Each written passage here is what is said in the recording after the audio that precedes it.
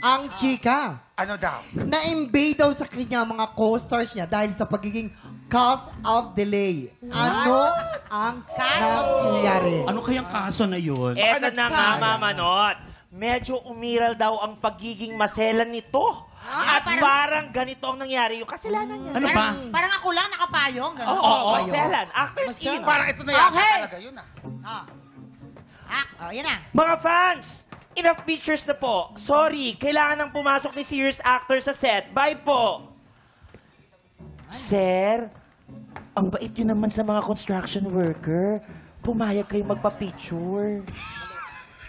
Kaso, parang dumikit yung mga bows nila sa akin eh. Ang lakit.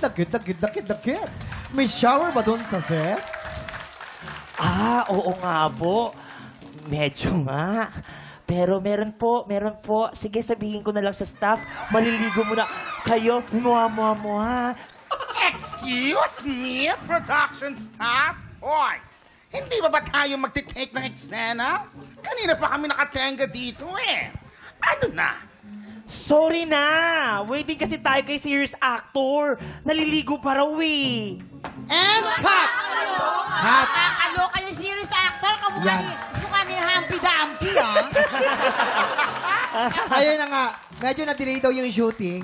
Kasi nga, more waiting daw sila dun sa co-star silang serious actor. Nako. Ang tagal. More, Nako. ha? Maghanap na tayo ng clue. Kukunin ko dito sa libro. Aha! Ito Pag ganun kasi, pag mga May bago shooting tayo, naman, boss. alam mo kasi binabayaran yung yung mga cameraman, Lahat. yung set lahat. Pati yung lugar. Lugar. Pag nag-overtime, bayad na naman sa production yun. Totoo. Kaya dapat on time parati, Yeah. di ba? Sino kaya to? Ito ang clue.